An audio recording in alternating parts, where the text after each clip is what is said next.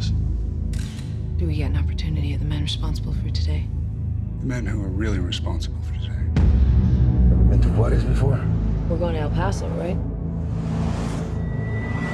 You're not American. The USA Film Festival September free preview screening was Sicario, starring Emily Blunt, Josh Brolin, and Benicio del Toro, with local film actors Julio Cedillo and Matthew Tompkins in attendance. Sicario, which means hitman in drug cartel parlance, is a taut thriller about a courageous but naive FBI agent played by Emily Blunt, who is roped into a black operation approved by high-level elected officials. Brolin allegedly ad-libbed much of his part, and to me it seemed that he brought a perhaps too cavalier attitude to his role as an agent for hire, operating with a sense of impunity.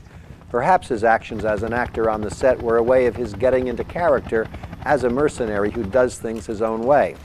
Blunt's by-the-book FBI agent knocks heads with Brolin while trying to figure out, along with the audience, who Del Toro's character really is. For information on the USA Film Festival and its free member screenings each month, you can Google USA Film Festival for more information. Brian,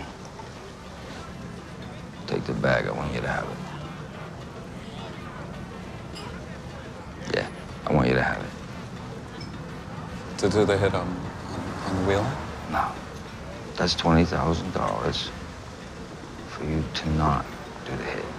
In Black Mask, Johnny Depp attempts to show some range in his acting repertoire, but unfortunately does not have the gravitas to come across as one of the FBI's most wanted criminals in Boston history, James Whitey Bulger. Instead, he comes across more like one of the Bowery boys in the old Hollywood movies of the 30s. He just can't get that smirk off his face that we all know so well from Pirates of the Caribbean. Yeah, you should go now. Thank you. You're welcome. One of the best films playing in the Metroplex right now is Meru, a documentary film shot by mountain climbers who twice attempt and finally succeed at climbing a peak in the Himalayas, known by climbers of Mount Everest to be more difficult than Everest itself.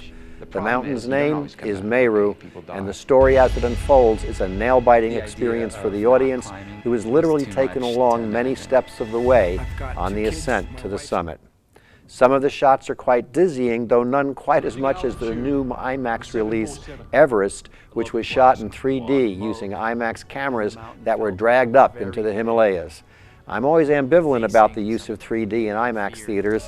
For me, the pleasure of stepping into an enormous IMAX house is to marvel at the size of the screen itself.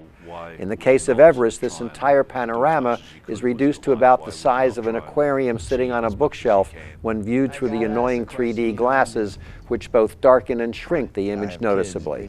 Yes, you will feel dizzy as the camera looks down upon the rest of the Himalayas from the vantage points along the way, but I'd rather have seen this in 2D.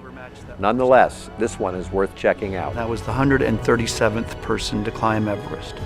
The 5 of us on the summit were the only 5 people on the mountain above 21,300 feet. You go into the mountains, you're dealing with survival, staying alive, making decisions that directly related to your well-being. You realize that all that baggage that we carry around with us have all been left behind. You become very refreshed, almost like a rebirth. Go up there with great intentions, maybe there's a little hubris, maybe there's a little escapism, and you deal with something that's so much grander than anything you could ever comprehend, and yet you don't really know that until it consumes you. Look at me. Don't do that to me again, eh? For me, Everest is a metaphor for any kind of ambition. You might ask, why do you need to climb Everest? And nobody can really answer that.